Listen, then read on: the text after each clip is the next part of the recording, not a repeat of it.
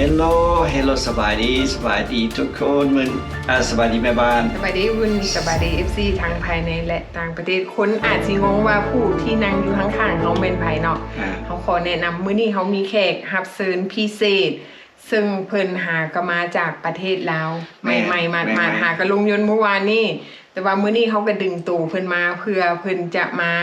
ให้คำแนะนำเกี่ยวกับเรื่องdeportee หรือว่าการส่งคนลาวกลับบ้านเนาะเพราะว่าเพิ่นเป็นผู้ได้ไปสัมผัสได้ไปเห็นเหตุการณ์อยู่ที่ศูนย์ต้อนรับสัวขาวหรือว่า Welcome Center มื้อนี้เพิ่นก็จะมาเล่าเรื่องราวให้ทุกคนได้ฟังว่าขั้นตอนในการไปเยี่ยมยามพี่น้องไปยามสมาชิกครอบครัวที่ถูกส่งจากสหรัฐอเมริกาเวลาไปฮอดประเทศลาวแล้วพี่น้องอยู่ทางประเทศลาวจะไปเยี่ยมยามหรือว่าจะไปยื่นหนังสือขั้นตอนนั้นเป็นแบบใดแล้วอยู่ในศูนย์นั้นมีอย่างใดเจ้าหน้าที่เพิ่นแนะนำอย่างใดเรื่องราวต่างๆที่เกิดขึ้นอยู่ที่ศูนย์ต้อนรับนั่นว่าเป็นแนวใดมื้อนี้แขกรับเชิญของเฮาเพิ่นจะมาเล่าให้ฟังเนาะก่อนอื่นก็ต้องทำให้แขกรับเชิญเฮาแนะนำตัวแนะนำตัวอย่างชื่ออย่างเนาะชื่อแหล you Texas but originally from Minnesota. So I just wanted to share what I experienced at the facility and the process. So yeah, whatever else. โอเคเขาจะว่าภาษาลาวภาษาอังกฤษปนกันก็ได้แต่ตัวใดแบบ comfortable เนาะพี่น้องเขาก็ฟังไปตัวใดบ่เข้าใจกับแมสซิสมาถามเขาก็ได้เหตุผลที่เฮาเว้าภาษาลาวปนภาษาอังกฤษเนื่องจากว่าเฮาเว้าเพื่อคนที่บ่เข้าใจภาษาลาวไอ้แหละเพิ่นก็จะเว้าเป็นภาษาอังกฤษปนแต่ว่าแม่บ้านก็จะเว้าภาษาลาวเสริมแปลให้เนาะเพราะว่าก่อนอื่นต้องถามว่าขั้นตอนที่ว่าพี่น้องอยู่เมืองลาวอยากเข้าไปยามคนที่ถูกส่งไปยังประเทศลาวนั่นขั้นตอนในการไปเยี่ยมยามต้องเฮ็ดแนวใด Okay. All right. It's an easy process. It's very important. You need to know their legal first name and last name. And you walk into the entrance. You let the officer know the person who's you're visiting, and you just wait in front. Okay. So there's no forms you got to fill out. None of that. You just let them know the person you're visiting, legal first name and last name.และเพิ่นว่าเนาะกันสิ่งสำคัญทำนิดเพิ่นก็สิไปยามพี่ยามน้องสิ่งสำคัญที่สุดก็ต้องฮู้ชื่อแท้เนาะบ่แม่นชื่อเล่นนะชื่อจริงนามสกุลจริงแล้วก็แบบง่ายๆแล้วก็ไปทางหน้าบ่ป้อมเป็นทางหน้าป้อมแล้วก็ไปถามเพิ่นว่าค่อยสิไปยามผู้นั้นผู้นี้เด้อชื่อนั้นชื่อนี้แล้ววันนี้เพิ่นให้เข้าไปจักคนบัดนี้ 2 at a time 2 คนนะAnd for men's, you have to wear pants, and ladies, you have to wear sin. สำหรับการแต่งตัวเนาะกฎระเบียบของการแต่งตัวบ่ว่าจะไปสถานที่ใดอยู่ประเทศลาวถ้าหากว่าเฮาไปสถานที่ทางราชการไปออฟฟิศเนาะหรือว่าไปสถานที่ห้องการทางราชการของอยู่ประเทศลาวเนาะผู้หญิงต้องใส่สิ้นผู้ชายต้องใส่ทรงขายาวอันนี้เป็นกฎระเบียบเนาะพี่น้องเนาะอีกอย่างนึงเนาะบ่ได้เขียนฟอร์มมาอย่างเด้อเฮามีแต่บอกชื่อนามสกุลแล้วเพิ่นก็ให้เข้าไปโหลด Yes. วันนี้เฮาเข้าไปแล้วเฮาก็บ่เวลาบ่จำกัดแม่นบ่ No time limit. But the ceremony is a 2-hour process. Okay. It's a long process. เนาะไปยามกับยามเบิดมื้อก็ได้เอาข้าวเอาน้ำไปกินน้ำกันก็ได้ Yes, I forgot to mention. Yes. You can bring food, เป็นเครื่อง fruits. บ่ Yes. เป็นเครื่องให้พี่น้องอยู่ทางในสุดมองพักสขาก็ได้แต่ว่าวันนี้อยู่ในห้องท่านก็จะให้มีเจ้าคนสำหรับมองที่เขาจะไปพักfour people per room. 4 คนต่อห้อง Yes. วันนี้เฮาแบบทำความสะอาดเฮาก็ต้องช่วยกันแน่บ่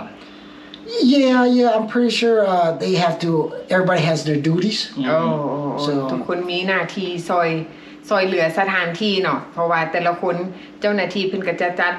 ตารางให้ว่าแต่ละคนเฮ็ดหยังในแต่ละมื้อเนาะ วันนี้เขาสิมาถามว่าคือสมมุติว่าไอ้แหล่ได้ไปเห็น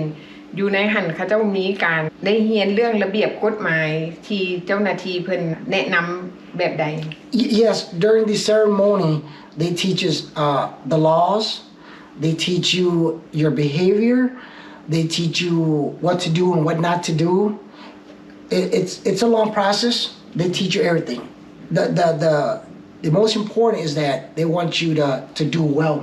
in Laos. แม่น Yes. เพราะว่าไอ้แหล่เพิ่นได้ไปเห็นเนาะว่าอยู่ข้างในนั่นว่าเจ้าหน้าที่เพิ่นก็จะมีกฎระเบียบเขาเจ้าก็จะมีเขาเจ้าห้องว่าการรับใบประกาศแต่ละคนนี่สิได้รับใบประกาศก็คืองานสลองแต่ละคนนี่มีเพิ่นจะอ่านเรื่องระเบียบกฎหมายก่อนที่เพิ่นจะส่งตัวเฮามอบให้กับสมาชิกครอบครัวเพื่อที่จะไปเบิ่งแยงต่อก็คือเบิ่งอ่านกฎระเบียบว่าสิ่งใดเฮาควรเฮ็ดสิ่งใดที่เฮาบ่ควรเฮ็ดเนาะเพื่อหยังเพื่อว่าการออกไปใช้ชีวิตของเฮานี่จะได้มีความสะดวกสบายขึ้น สำหรับคนที่บ่เข้าใจภาษาลาวเนี่ยมีนายแปลภาษาบ่ Yes, yes. There's also a Hmong translator that cannot understand Lao. There's a staff there. โอ้เพิ่นมีเจ้าหน้าที่ที่เป็นคนม่งเพื่อที่จะแปลภาษาเป็นภาษาม่งให้พี่น้องเผ่าม่งได้เข้าใจเนาะสำหรับคนลาวเองก็ต้องเป็นเพิ่นก็เว้าภาษาลาวอยู่แล้วเนาะ Yes, yes, Man, yes, man. yes. And all the staff there is very respectful, very nice. โอ้เนาะแล้วก็เจ้าหน้าที่เนาะเจ้าหน้าที่ก็ใจดีเนาะให้ความเคารพต่อ deportee หรือว่าคนที่ถูกส่งไป โอ้ลืมถามเนาะตอนดีพอทีไปฮอดทับอิฐนี่เครื่องเป็น personal stuff นี่นะก็มันมีมองไว้ให้บ่หรือว่าเอาให้ดีพอทีติดตัวไปนำ The personal item is kept by the officer. So that's why a lot of deportees are not able to contact their family. It's not because the officer didn't want them. It's just for policy. โอ้ The policy at the facility. เพราะว่ากฎระเบียบของเจ้าหน้าที่อยู่ที่ศูนย์ต้อนรับสัวขาวเนาะเครื่องนุ่งของถือหรือว่าของใช้ส่วนตัวของเฮาเวลาเฮาไปฮอดประเทศลาวแล้ว เจ้าหน้าที่เพิ่นก็จะกักไว้ก่อนสัวขาวจนกลัวว่ามีพี่น้องมารับเอาจนกลัวว่ามื้อที่เพิ่นปล่อยตัวเฮากลับบ้านเจ้าหน้าที่จึงอนุญาตเอาของเรานั่นน่ะมาส่งคืนให้ตัวเฮาเจ้าหน้าที่เพิ่นบ่อนุญาตให้ผู้ใดได้ใช้ของส่วนตัวที่ถูกส่งไปยังอเมริกาเนาะบ่ว่าจะเป็นโทรศัพท์บ่ว่าจะเป็นกระเป๋าเงินบ่ว่าจะเป็นเสื้อผ้าเจ้าหน้าที่เพิ่นจะเอาไว้ก่อนอันนี้มันเป็นกฎระเบียบของเพิ่น อีกกฎระเบียบหนึ่งสมมุติพี่น้องไปยามนี่เขาสามารถถ่ายรูปกับพี่น้องเขาได้บ่หรือว่าบ่ได้ I was told by people in there that you're not allowed, but I did it out of respect. I didn't know them, so I only took pictures of my friends and family. Respect. เมนอันนี้เมนเพื่อการเคารพต่อสถานที่เนาะอันนี้เมนไอ้แหล่เพิ่นก็บอกว่าเพื่อเป็นการเคารพต่อสถานที่เฮาบ่ควรถ่ายรูปอยู่ในหันถ้าว่าเวลาคนที่ไปหันถ้าหากว่าอยากถ่ายรูปต้องขออนุญาตนำเจ้าหน้าที่ก่อนเพื่อความเคารพต่อสถานที่ But I think it's more for taking photos of people you don't know because it's their privacy. โอ้ So, you know, 'cause some people don't want to be เมน interviewed or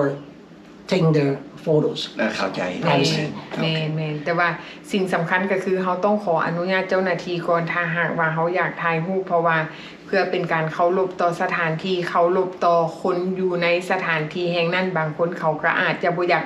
ออกกล้องถ่ายรูปหรือว่าบ่อยากออกมาให้เขาเห็นอยู่ในโลกโซเชียลมีเดียอันนี้มันเป็นเรื่องสิทธิส่วนบุคคล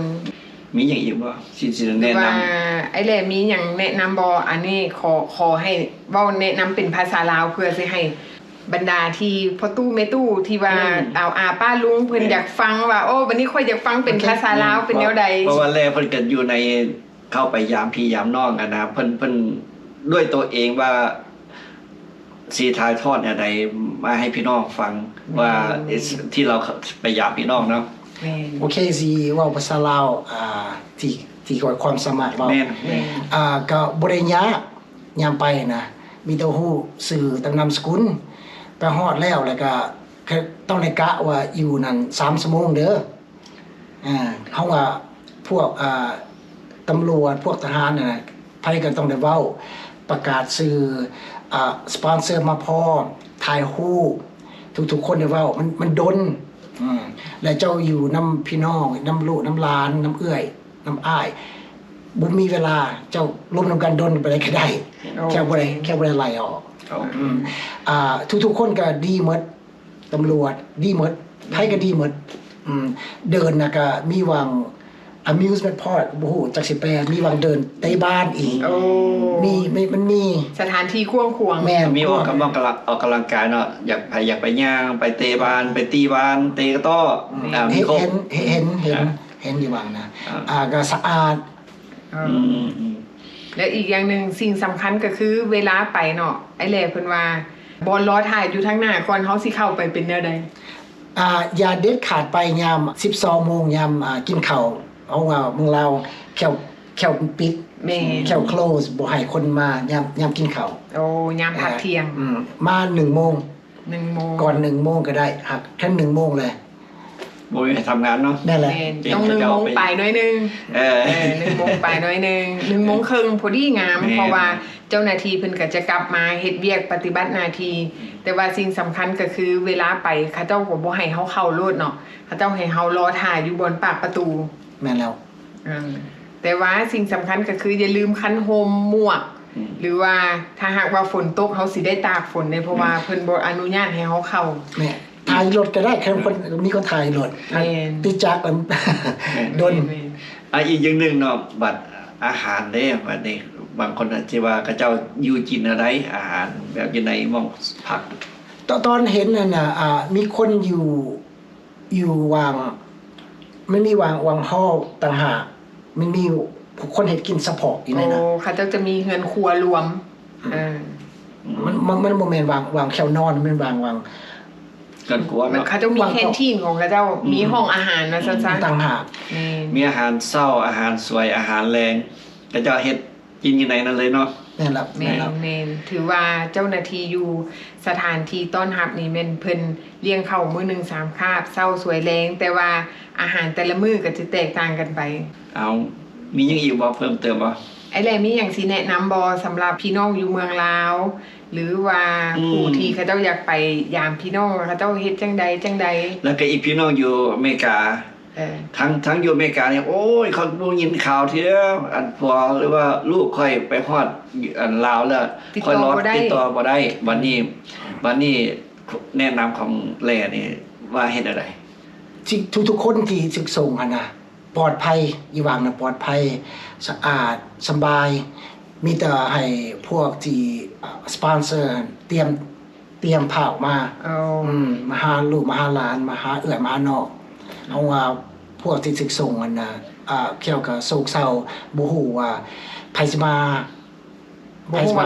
ฮับแม่นแหละยามเขาเฮ็ดเซเรโมนีนะที่คน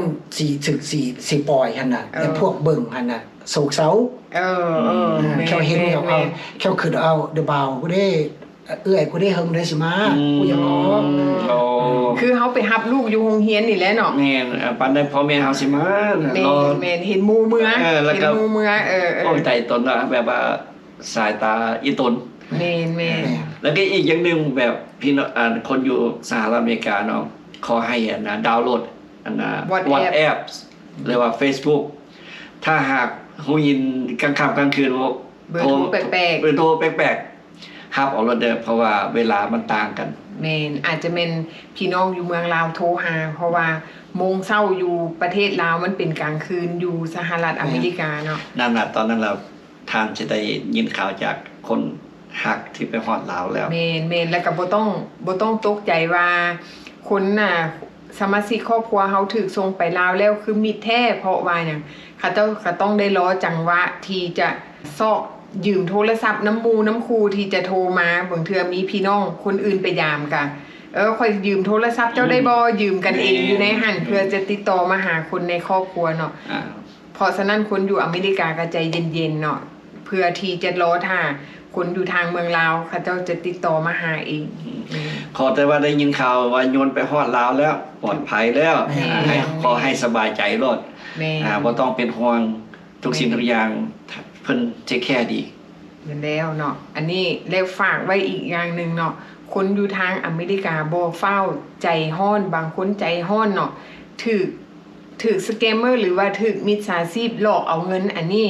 ที่ผ่านมานี่เฮาก็เห็นมาหลายคนแล้วที่ถือหลอกบางคนก็ถือเรียกห้องเอาเงิน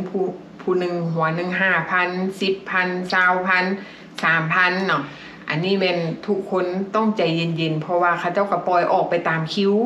สิ่งสำคัญก็คือถ้าหากว่าผู้ใดมีพี่น้องถูกส่งไปลาวแล้วมีสปอนเซอร์พี่น้องอยู่ลาวมีแต่แลนหนังสือแล้วก็ไปยืนปะไว้เพื่อว่าเจ้าหน้าที่เขาเจ้าจะต้องตรวจสอบก่อนว่าคนที่มาสปอนเซอร์เอานั่นอยู่บ้านใดอาชีพหยังมีหน้าที่การงานเฮ็ดอีหยังเพื่อเขาเจ้าต้องตรวจสอบว่ามันมีตัวตนแท้บ่เพื่อหยังเพื่อความปลอดภัยของผู้ที่อยู่ศูนย์ต้อนรับหั่นเนาะเพื่อว่าย่านมีคนมาหลอกบางเทื่อคนมาหลอกเอาเฮาไปเฮาบ่ฮู้ว่าไผมาประกันตัวเอาเฮาได้เอาไปแล้วบ่ฮู้ว่าเขาสิเอาไปใส่บ่ฮู้อย่างน้อยเจ้าหน้าที่เพิ่นก็ต้องตรวจสอบแล้วมันก็ต้องใช้เวลาอันนี้ก็ต้องใจเย็นๆเด้จักหน่อยเนาะคันใจร้อนแล้วจักหน่อยสิถูกสแกมเมอร์หรือว่าถูกมิจฉาชีพนี่หลอกตัวยั่วเอาเงินเพราะว่ามันเกิดขึ้นมาแล้วก็มีหลายๆคนที่ถูกแบบนี้เนาะอันนี้เฮาก็มาฝากไว้ โอเคเนาะเฮาคือสิเบิดเท่านี้แหละแม่นบ่ มีอย่างเพิ่มเติมบ่ มีตัวแคสแลนเจียซอฮะแลนอยู่เวียงอาจสิไว้ก่อนสมมุติจะอยู่พี่น้องอยู่ปากซีให้ส่งมาเวียงให้แลนเจียซอให้มันเตรียมก่อนสิมาน่ะมันสิสบายก่อน หรือว่าเนาะถ้าหากว่าพี่น้องคนใดอยู่ต่างแขวงต้องการอยากได้ฟอร์มเพื่อที่จะไปประกันเอาพี่น้องออกอินบ็อกมาหาพวกเขาก็ได้หรือว่าเมสเสจมาหาอันน่ะ double replacement ก็ได้ แม่นหรือว่าไปหา double replacement ก็ได้เนาะเพราะว่าเพิ่นก็ให้การช่วยเหลือให้ฟอร์มให้ความสะดวกว่าสั้นๆเนาะคันไผบ่เข้าใจก็เมสเสจมาว่าอยากติดต่อหาไผเนาะอยากได้ฟอร์มใดก็แบบเป็นบ้านว่าล่ะอินบ็อกมาแล้วแท้เขียนคำแม่นนั่นล่ะเฮาไปอ่านตลอดเพราะนั้นเฮาติดต่อหาทานเองแม่เพราะว่าเฮาก็ซอยหลายๆคนที่เขาเจ้าอยู่ต่างแขวงเขาเจ้าก็ขอฟอร์มมาว่าอยากไปประกันเอาอ้ายเฮ็ดจังใดเฮาก็ส่งฟอร์มให้เขาเจ้าก็ประกอบฟอร์มอยู่ต่างแขวงแล้วก็ขึ้นมาเวียงแล้วก็มารับเอาอ้ายอีกอย่างนึงถ้าสมมุติว่าเพิ่นอยากติดต่อหาแลเด้มีติดต่อหาทางใดเด้ติดต่อ Facebook แลสวรรณเขตแม่นถ้าผู้ใดอยากมีคำถามหยัง